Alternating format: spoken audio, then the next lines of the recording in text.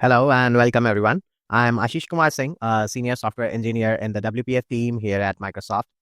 I'm excited to welcome you all in this session where we'll be discussing about WPF performance. WPF has been known for its robust architecture and versatility. Over the years, numerous applications have been written in WPF and they have stood the test of time. WPF helps you create feature-rich, responsive applications, and enterprises have trusted WPF framework for building their applications. We have a packed agenda for today. So, first of all, we'll be going through the memory debugging landscape, where we'll be seeing the category of issues which we can see in this domain. Then, we will deep dive into one of the investigations for XPS printing memory leak, where we'll learn a few techniques to find out where exactly the memory allocations are happening. Then, we will see some performance tips and techniques, how you can utilize to make your application more performant. And then finally, we will have a look at some of the improvements that were made in .NET 9 in the performance domain in WPF. Let's begin with the memory debugging landscape overview. In this section, we are going to understand what categories and types of issues we can see in the memory debugging scenarios. Memory debugging and memory management forms the backbone of any application's performance because memory issues could lead to resource contention, lags, or even out of memory exceptions. So we can divide the memory debugging scenarios into two categories. The first one are the ones which are directly impacting the performance of your application, the behavior of your application. Your application might start to lag or it might show late responses. So the issues which are categorized in this particular category are too many object allocations which might be happening. And then there would be some objects which are living for more time than they are intended to, or otherwise you could have pinned objects which are hindering the efficiency of the garbage collector.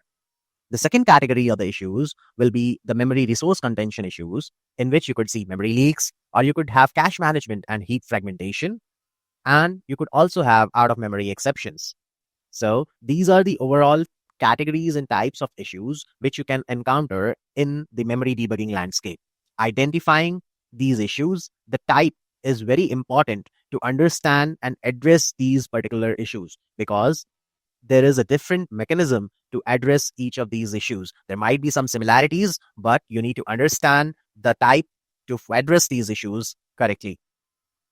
When it comes to debugging memory issues, it is very important to have a structured approach and a plan to deal them nicely. So here I have listed down a few of the steps which you can take systematically to approach memory issues. So first of all, we need to decide what matters for us. We need to decide a metric that we want to improve. We need to decide a metric that we are interested in. That metric could be startup time. That metric could be memory usage or CPU usage. So that's the first step. Let's decide the metric and let's decide what matters for us. Then in the next step, what we need is to measure that particular metric. Like what's the current state? We need to associate a number to that metric so that we know if we could improve that metric further, or if there is a chance, or if it is resonating with some higher value or a lower value than the expected thing. Next, we need to capture detailed traces and evidences for our metric. We need to collect memory dumps, or maybe CPU usage activity, or maybe rendering activity, and all those things. We could use Purview, we could use WPA, we could use Visual Studio Performance Analyzer, and there are so many tools out there to do this thing. But we need to capture detailed information regarding our metric. Okay, once we have captured detailed information, logs and dumps, then we need to analyze that particular information and form our hypothesis around those analysis. After analyzing, once we have found out what function calls or what places in our program we are allocating more memory, or we are doing more garbage collection, or there could be so many scenarios which are possible, but we will have to identify which particular area of our code is causing these kind of issues. After identifying the location of the code place where the change has to be made, we make a change based on our hypothesis and the observations which we made. After making the change, we enter into the loop of measuring the metric again so that we can validate whether our fix improved the metric or not. And after the improvement is made, we could go on to test our application for changes so that we are not introducing any regressions as a part of this change. Now, once we have improved the metric and we have validated that our tests are fine, then probably we could go ahead and take this further. So this is a structured approach, a step-by-step way how we should deal with the memory issues.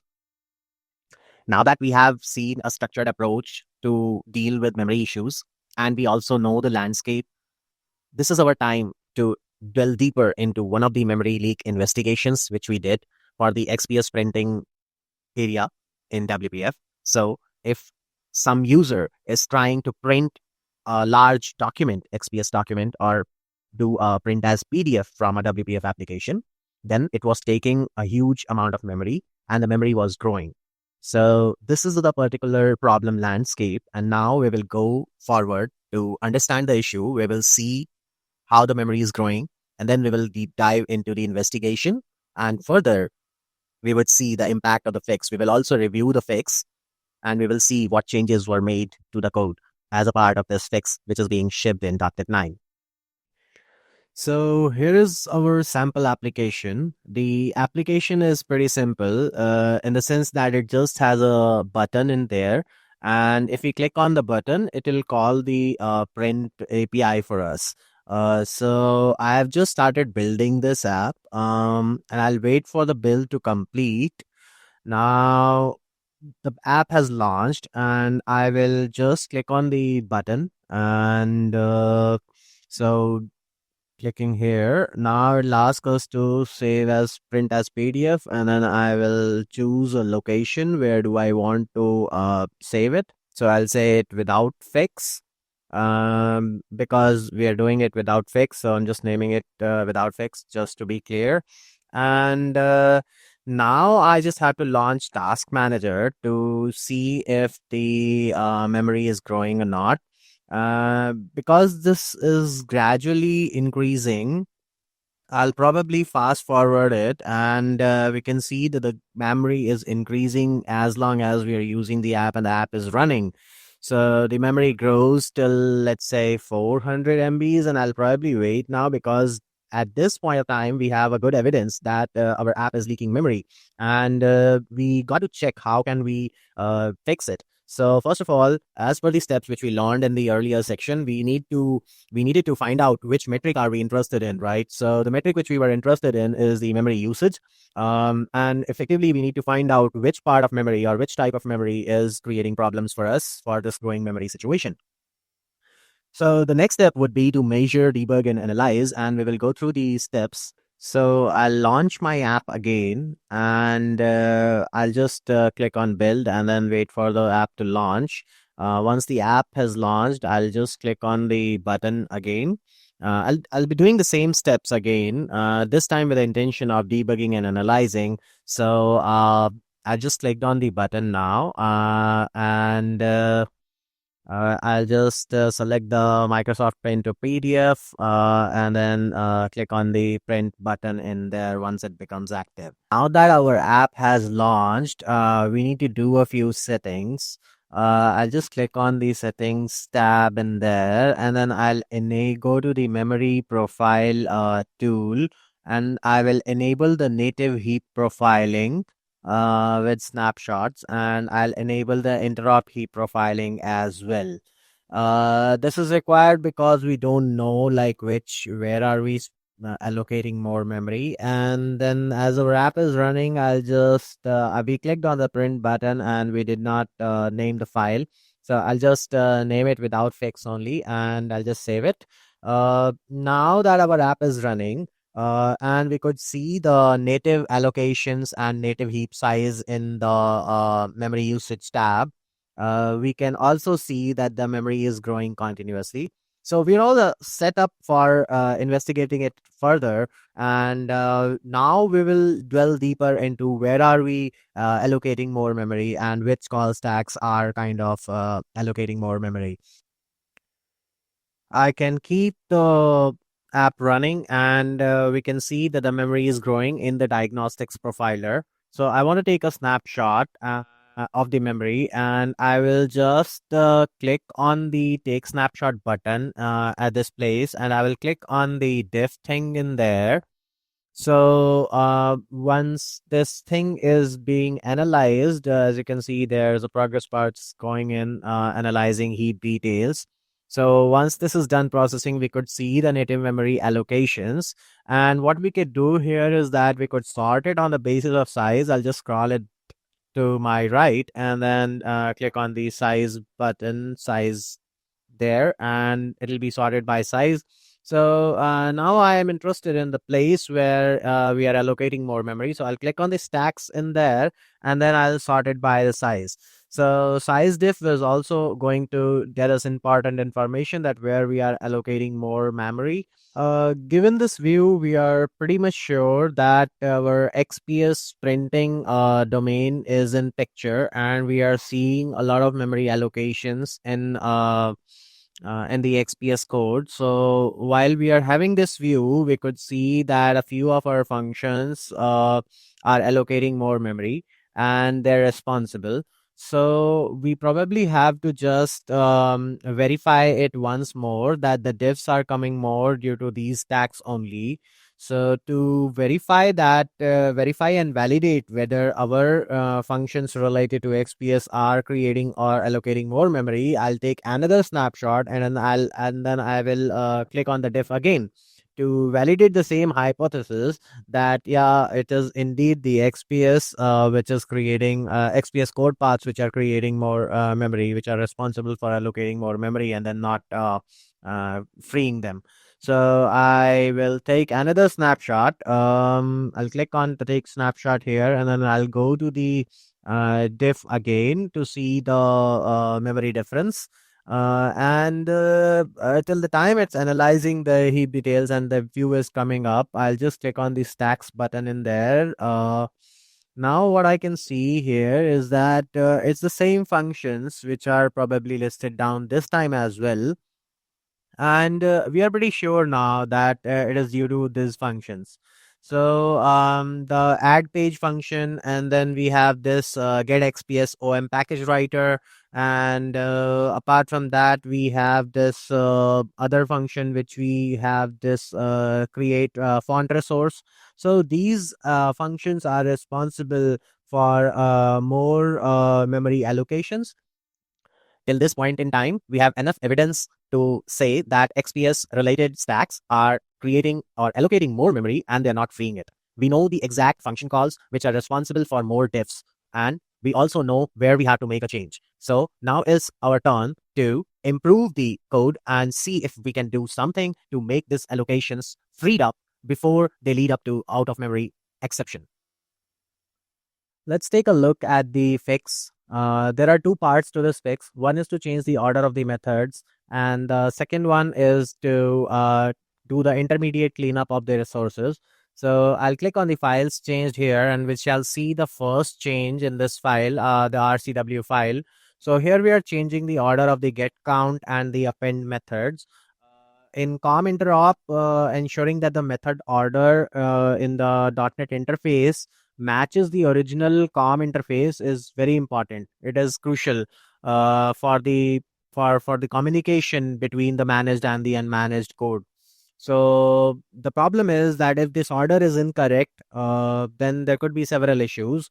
For example, there could be method invocation mismatch, marshalling errors, access violation, unexpected exceptions like com exception or access violation exception. And finally, there could be memory leaks as well. So this was our hunch, first of all, and that's why we had to correct the ordering. So the memory leaks can happen in this way, right? The incorrect method calls can break the reference counting. That would cause the unreleased objects, and then the memory leaks will follow. So this correct ordering ensures that the correct methods are getting called, and the parameters are marshaled properly, and memory is managed correctly. And this will prevent crashes and exceptions, and it will avoid memory issues. So that's the overall first part of this fix, which is to correctly order these methods in the RCW. Coming on to the second part of the issue, this one is related to creating a new part collection that is discardable resource parts. This is to handle the discarding of the unused resources. So, handling of the discard URI when creating the XPS OM package manager. So, release font resources method is created for properly releasing the font resources from the cache, and we are also removing the discarded resources after page writing is complete. So, new methods are introduced to handle the discarding of the unused resources, such as fonts and images, efficiently. The discardable resource parts collection is used to store and track the resources that are safe to release after being added to the package. This in turn reduces the memory usage. The XPS OM serialization manager ensures that the resources, fonts, or images can be discarded after they are no longer needed during the XPS document packaging. So, this also contributes to the improved memory management. Finally, we have this ensure XPSOM package writer. Now, this adds the support for the new discard control URI for enabling better management of discardable resources during the XPS document packaging process. And there is this reordering of the signal release to font service. So that's the overall change. That's all the files which were changed, and that were all the changes which were done to fix this particular memory leak. Let's have a look at the fix in action. We'll just run our app, and the app has run. I'll click on the button, and I'll select Microsoft Print to PDF just as always, and I'll click on the print button in there. Now I just want to see what's the memory state at this point. No, I would rename this as with fix. Earlier we were naming it as without fix. So we have the with fix thing in here, and I would just launch Task Manager and try to see what happens to the memory over time. I'll let the application keep running, and we'll measure how much memory is the application taking in this scenario. So I'll keep the application running, and we can see that the memory is not growing. I have fast forwarded it, and then also it's under control. So we can see that the fix is indeed fixing the metric which we were trying to improve, and there are no memory leaks which we can notice here in this particular scenario. So the font resources are getting released in the intermediate intervals, and that's why the memory is not growing as it was growing earlier. We ran the fix through a lot of test passes and scenarios which any fix in WPF would go through. After all the test passes were green, we ran through a lot of experiments with this fix, and that included running it through XPS documents which were large enough, like they had 10,000 pages or something. And we plotted a graph of the memory usage and the consumption. We found out that even at the 10 to the power 4 pages, 10K pages, we were not having any significant memory change in there. So that was happening in the earlier case without the fix. So what we could say was that the fix was behaving as per our understanding, and due to the intermediate cleanup of the resources, we were not seeing any extra memory overhead. Apart from that, another thing is that we validated our fix that this was not causing any regressions in the test passes. That gave us more confidence to put this fix in .NET 9. Moving on to the next section, we have a few performance tips and techniques for you, which you can utilize in your applications to make them more performant. So these are just simple tricks. You might feel that these are very small individually, but the compound effect of all these is pretty huge on your application's behavior and performance. So let's go through each one of those tips one by one, and then we will see a demo where we'll see the combined effect of all of these tips. So the first tip is related to the binding path optimization. In the first code block, you could see that the binding is done with a zip code, and this zip code is chained properties. So it's saying current user dot address dot city dot zip code and dot value. I mean, maybe we are not going to do such a kind of thing, but generally I've seen this is happening. So what we're saying here is that let's not have complex binding paths. Let's extract out the complex logic in a variable and then bind to that particular variable. The problem here is that WPF will create property chain subscriptions for each of the properties in this chain. And then if any of the thing in the chain changes, then WPF has to reevaluate the entire path. So this creates unnecessary overhead because WPF has to monitor multiple objects and their properties, which can lead to performance issues and potential memory leaks. The solution is pretty simple. We can just extract out this path in a variable and then bind to that particular variable. then the code will be more maintainable. And this approach also allows us to add additional logic if required. And also, this enhances the overall performance and efficiency of the WPF application by minimizing the unnecessary updates and resource usage. The second tip is related to the property change notifications. So, in the first part of the code, what's happening here is that when we are saying new property changed event hours, we are passing in null in there. Now, this is a problematic thing, because with this thing, what happens is that it causes WPF to update the entire UI. This is inefficient because it consumes more memory and more processing power than it is necessary. Essentially, WPF is doing more work than it needs to, which can slow down the application and lead to poor user experience. By being specific about what has changed and only notifying the exact property that has been updated, we can avoid these unnecessary updates. So in the second code, we can see that we are, instead of doing as null, what we are saying that the last update property has only changed. So we're being specific.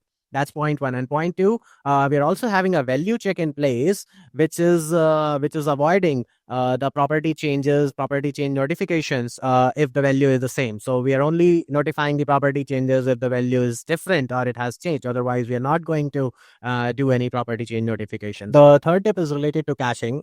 So caching is the most used word in any of the performance related discussions and all.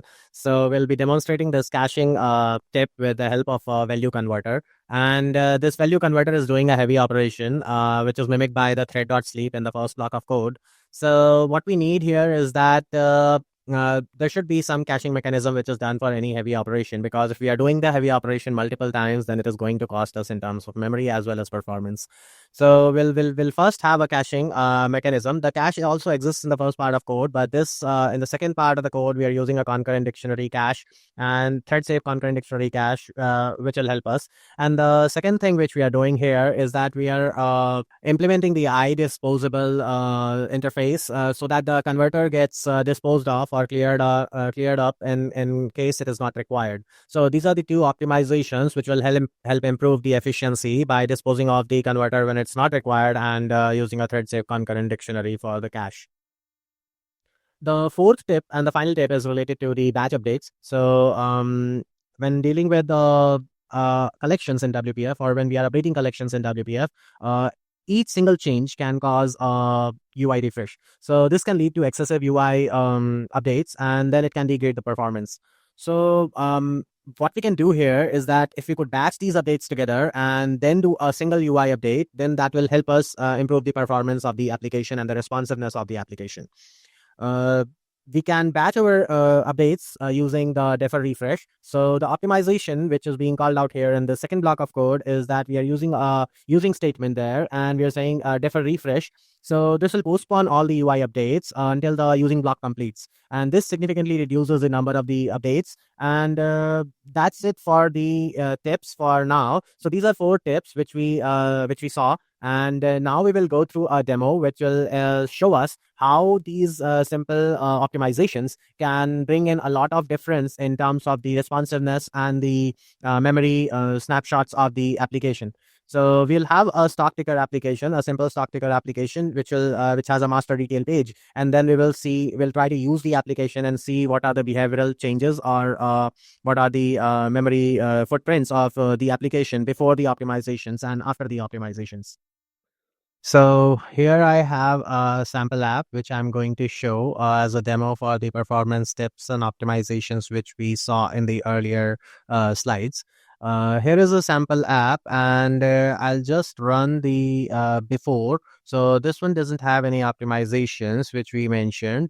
So I'll just go to debug and say start new instance, and I'll wait for the application to launch. So here we can see that this is a simple stock ticker application. The prices are changing at regular intervals, and we have a search box in there, and here is the detail pane. So I'll probably just click on any of these stocks in here. And as you can see that the UI has freezed for a second, and then the company 4 details have arrived in this fashion. I'll do it again, and then we'll see that there is again a lag in here once we are doing this particular thing.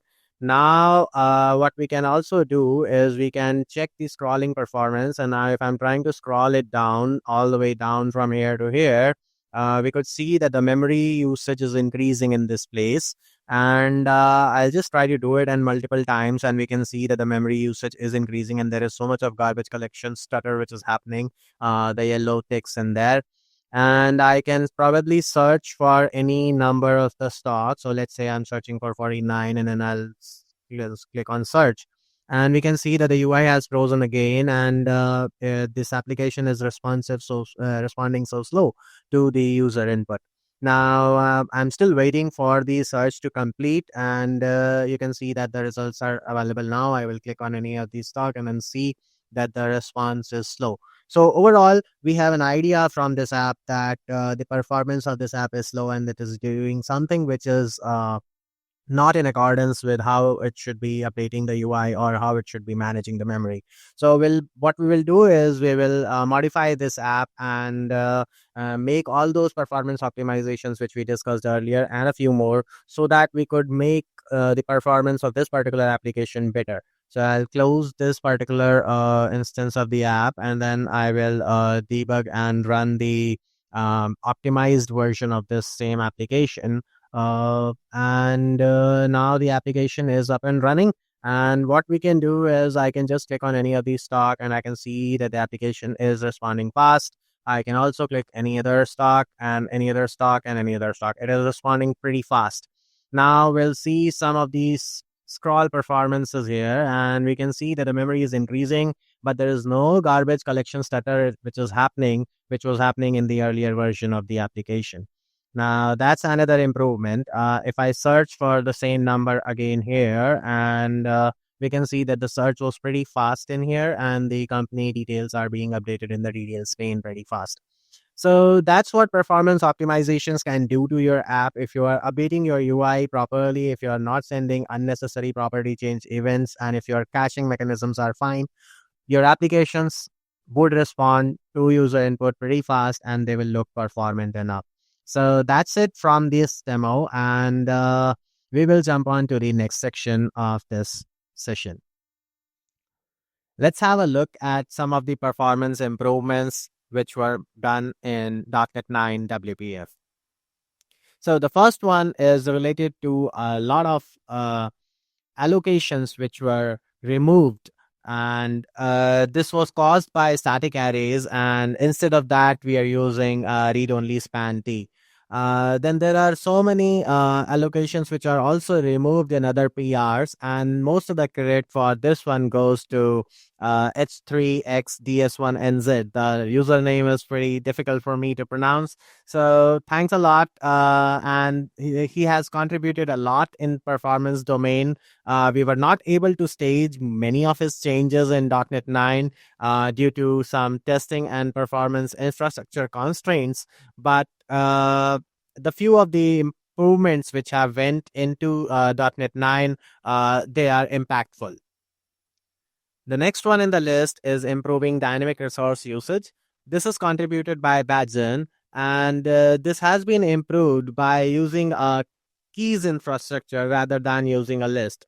So what was happening was that the current implementation was keeping the track of dynamic resource usages using the list, and the list could grow large, and then the scanning got expensive.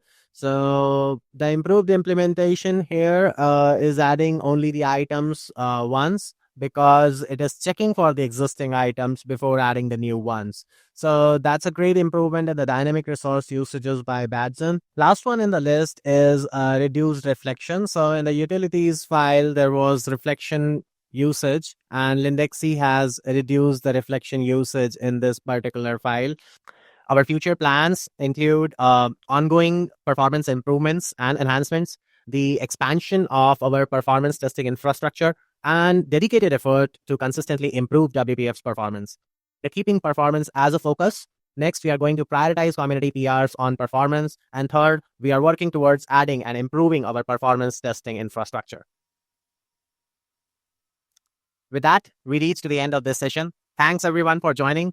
We are excited to see what you can create with .NET 9. And I would like to thank the vibrant and engaged community of WPF whose contributions are making WPF more performant. Your feedbacks, your suggestions, issues, PRs, all of them are welcome, and we are super thankful for those.